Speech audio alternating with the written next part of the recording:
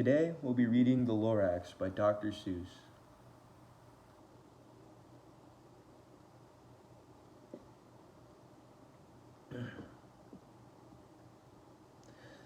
At the far end of town, where the grickle grass grows, and the wind smells slow and sour when it blows, and no birds ever sing excepting old crows, is the street of the lifted Lorax.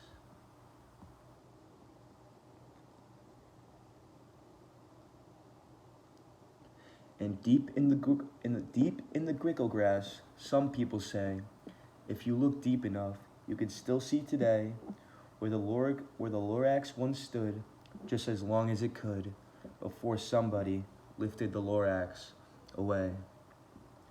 This place seems very, very dark and dirty. I kind of wonder how it got like this, you know? Very dirty, seems very not a lot of trees. I'm curious to see to know why that happened.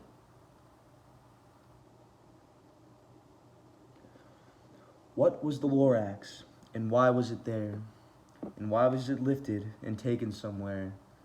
From the far end of town, where the grickle grass grows, the old Onceler still lives here. Ask him, he knows.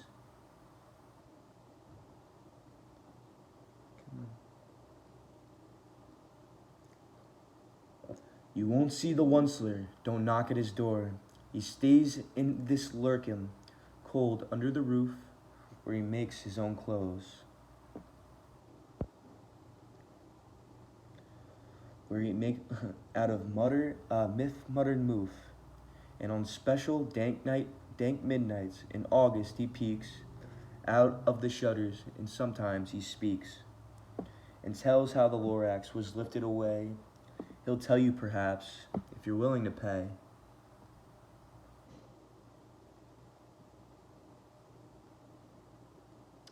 This is the Onceler's house. Seems very tall. We got a little friend down here. He's taking a look. He wants to find out a little bit more about the Lorax. On the end of a rope, he lets down a tin pail, and you have to toss in 15 cents and a nail, and the shell of a great grandfather's snail.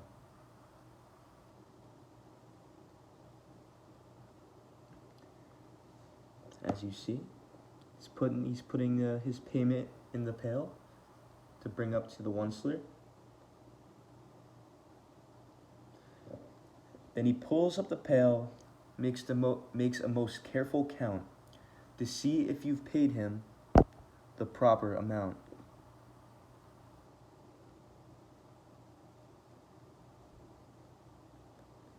Then he hides what you paid him away in his snub, his secret strange hole in his groovyless glove. Then he grunts, I will call you by whisper my phone, for the secrets I tell are for your ears alone.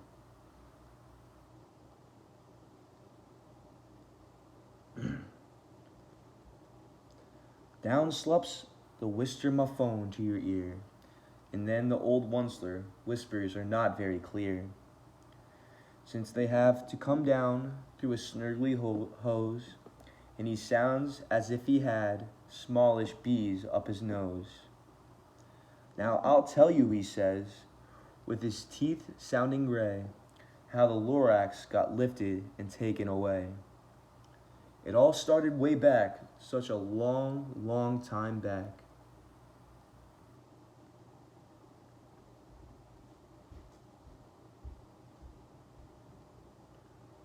Way back in the days when the grass was still green, and the pond was still wet, and the clouds were still clean, and the song of the Swami Swans rang out in space, one morning I came to this glorious place. And I first saw the trees, the trufula trees, the bright-colored tufts of the trufula trees, mile after mile in the fresh morning breeze. Very nice trufula trees, very pretty, very colorful trees. And under the trees I saw brown barbaloots frisking about in their barbaloot suits as they played in the shade and ate trufula fruits.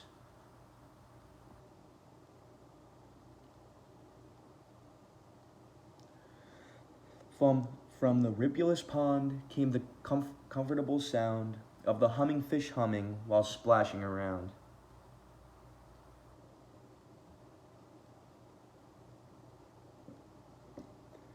But those trees, those trufula trees, all my life I've been searching for trees such as these.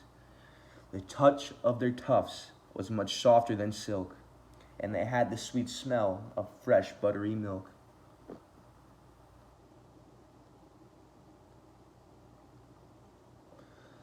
I felt a great leaping of joy in my heart. I knew just what I'd do. I unloaded my cart. In no time at all, I had built a small shop. Then I chopped down a trufula tree with one chop. And with great skillful skill and with great speedy speed, I took the soft tuft and I knitted a thneed.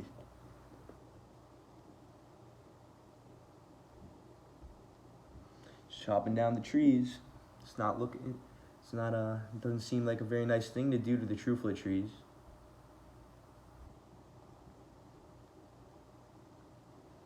The instant I'd finished, I heard a gazump. I looked, I saw something pop out of a stump of the tree I'd chopped down. It was sort of a man. Describe him, that's hard. I don't know if I can.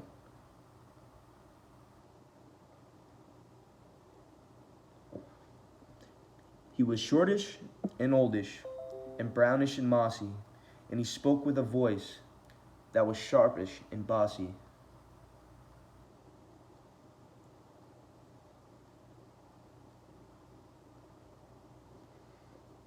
Look at the pictures. Mister, he said with a sawdusty sneeze, I am the Lorax. I speak for the trees.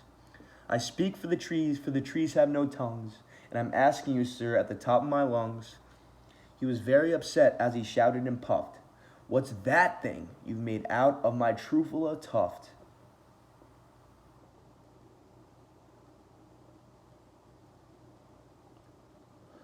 Look, Lorax, I said, there's no cause for alarm. I just chopped one tree. I am doing no harm. I'm being quite useful. This thing is a thneed. A thneed's a fine something that all people need. It's a shirt, it's a sock, it's a glove, it's a hat. But it has other uses, yes, far beyond that. You can use it for carpets, for pillows, for sheets, or curtains or covers for bicycle seats. The Lorax said, sit, you are crazy with greed. There is no one on earth who would buy that fool thneed.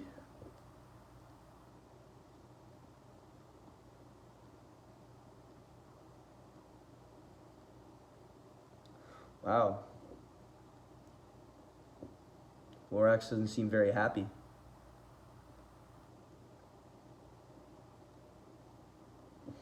But the very next minute, I proved he was wrong. For just at that minute, a chap came along.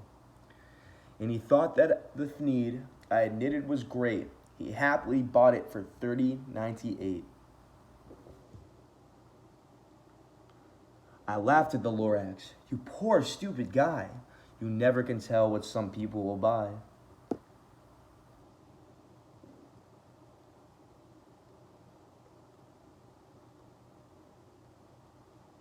The onceler grabbed his trufula tuft. I repeat, cried the Lorax. I speak for the trees.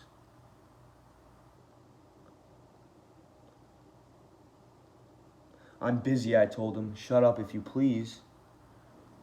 I rushed across the room and in no time at all built a radio phone. I put in a quick call.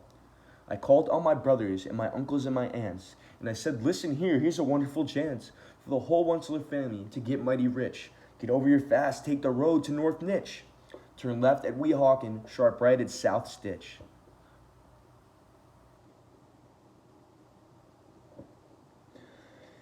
And in no time at all, in the factory I built, the whole Onceler family was working full tilt. We were all knitting thneeds just as busy as bees, to the sound of chopping of truffula trees.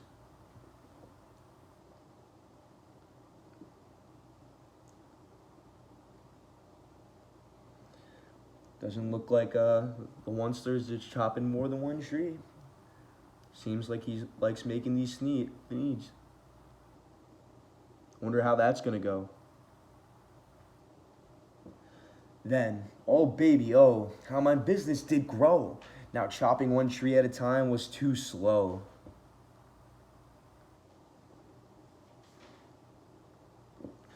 So quickly invented my super axe hacker, which whacked off 4 truffula trees at one smacker.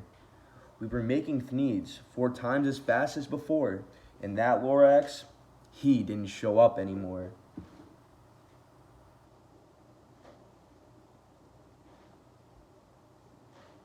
Lorax coming to Mr. Onceler's door.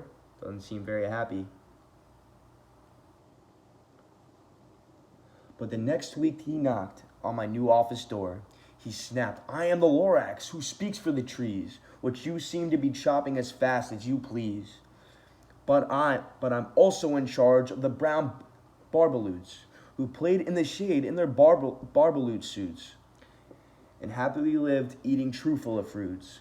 Now, thanks to your hacking my trees to the ground, there's not enough truffula fruit to go round. And my poor boobaloots are all getting the crummies because they have gas and no food in their tummies.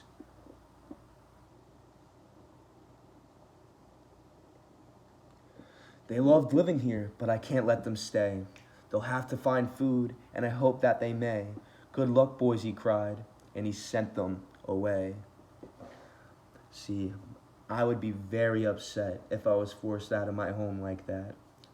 Look at them, they seem so sad. The Lorax doesn't want to do it, doesn't want to tell them to leave. He wants the best for them, and it wasn't in their forest anymore. I, the Onceler, felt sad as I watched them all go. But business is business, and business must grow, regardless of crummies and tummies, you know.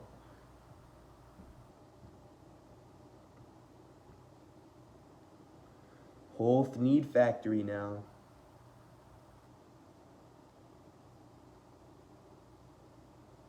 I meant no harm, I most truly did not, but I had to grow bigger, so bigger I got.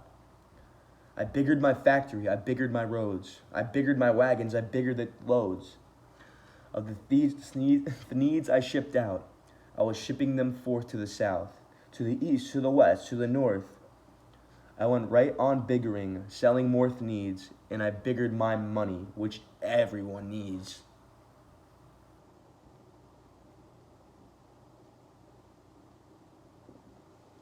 Then again, he came back. I was fixing some pipes when that old nuisance Lorax came back with more gripes. I am the Lorax. He coughed and he whiffed. He sneezed and he snuffled. He snargled, he sniffed. Onceler, he cried with a cruvulous croak. Onceler, you're making such a smogulous smoke. My poor swami swans, why they can't sing a note. No one can sing who has smog in his throat.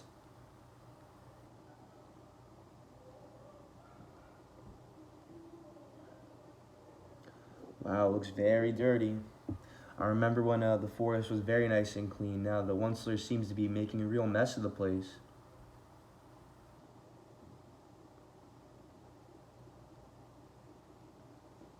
And so, said the Lorax, please pardon my cough.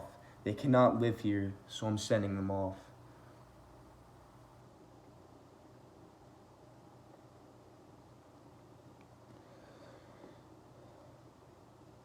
Where will they go? I don't hopefully know. They may have to fly for a month or a year to escape from the smog you smogged up around here.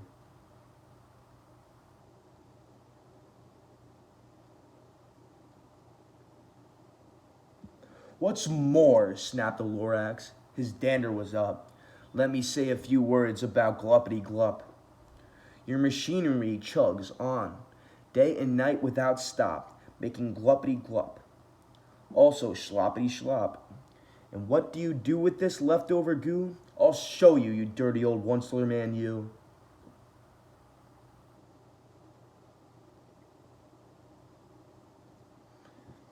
Looks like there's a lot of gunk in there. A lot of gloopity gloop.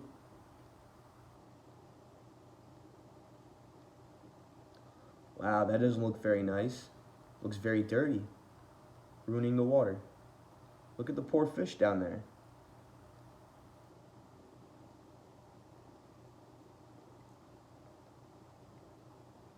You're glumping the pond where the humming fish hummed. No more can they hum, for their gills are all gummed. So I'm sending them off. Oh, their future is dreary. They'll walk on their fins and get woefully weary, in search of some water that isn't so smeary. Poor fish. Poor humming fish. Onceler going to see, Lorax going to see Onceler again to talk to him. He's not looking very happy, looking very sad. His whole home is being ruined.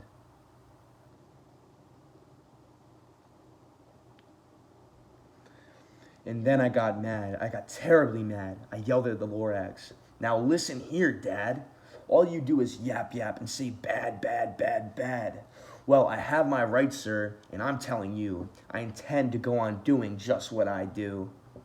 And for your information, you Lorax, I'm figuring on biggering and biggering and biggering and biggering, turning more truffalatrides into needs, which everyone needs.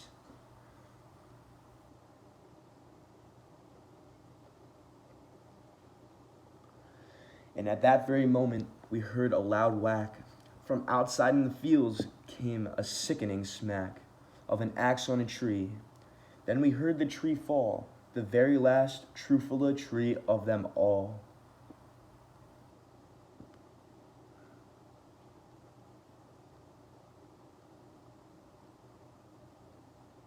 The very last truffula tree.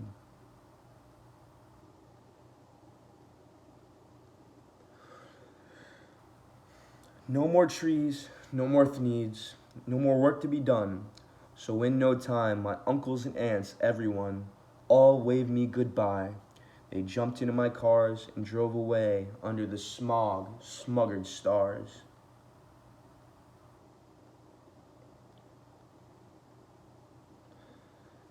Now all that was left neath the bad-smelling sky was my big empty factory, the Lorax, and I.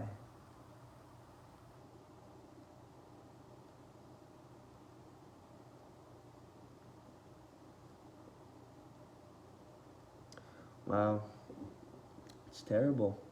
The Onceler took down the whole forest, made everyone leave. Very, very sad.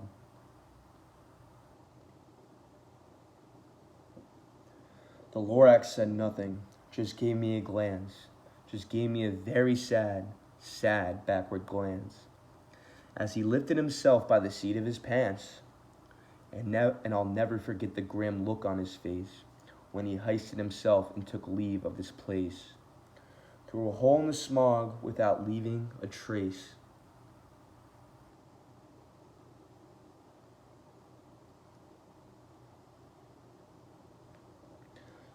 And all that the Lorax left here is this mess, was a small pile of rocks with the one word, unless. Whatever that meant, well, I couldn't just guess.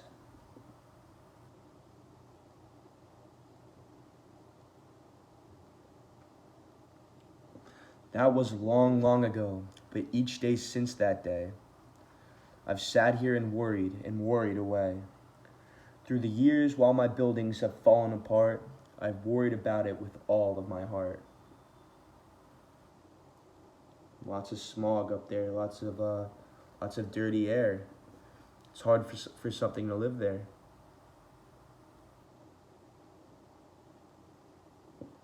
But now, says the Onceler, now that you're here, the word of the Lorax seems perfectly clear. Unless someone like you cares a whole awful lot Nothing is going to get better. It's not.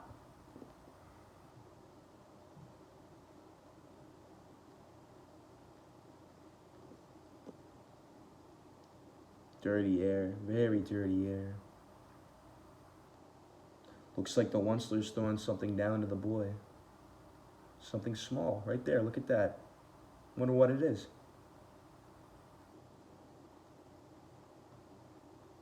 So, catch, calls the Onceler. He lets something fall. It's a Trufula tree. It's the last one of them all.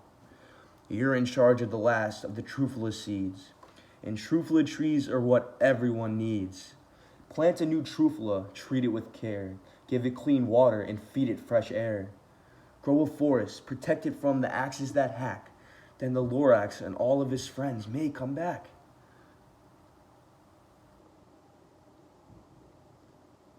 The end. So I have one question. Do you think the boy will be able to do it? The Lorax said we need people like this boy to help. Do you think that he'll be able to bring the forest back? Do you think Lorax will come back? Well, the end.